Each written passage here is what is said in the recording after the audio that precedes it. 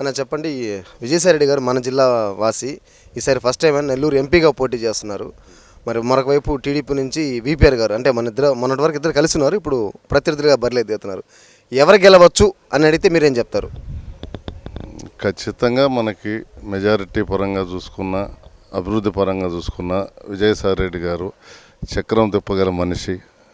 బయట ఏ విధంగా మన పార్లమెంట్లో కానీ మన ఆంధ్రప్రదేశ్లో కానీ ఒక చక్రం తిప్పి అన్ని అభివృద్ధి పనులకి పునాది వేసిన వ్యక్తిగా, నెల్లూరు వాసిగా తప్పకుండా ఆయన గెలుస్తాడని మేము తప్పకుండా కోరుకుంటున్నాము. ప్రజల ఆకాంక్ష కూడా అదే. మొదట్లో లేదు, మొదట వచ్చినప్పుడు కొంచెం అంత ఆయన ఏది బయట నుంచి వచ్చాడని అన్నారు.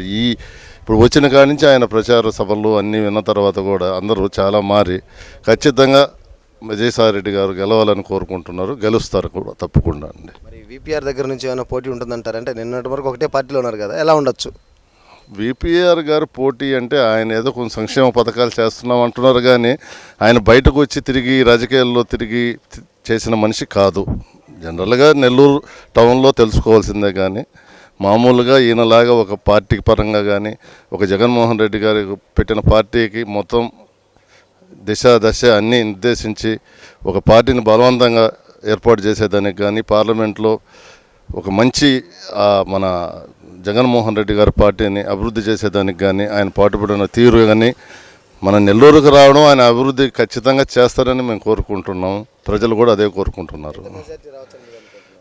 మేము 1,00,000 పైనే అనుకుంటున్నామండి. తప్పకుండా గెలవాలని కూడా కోరుకుంటున్నాము. ఆయన వస్తేనే అభివృద్ధి జరుగుతుంది ఖచ్చితంగా. స్టేట్లో సీఎంగా ఎవరు రావచ్చు?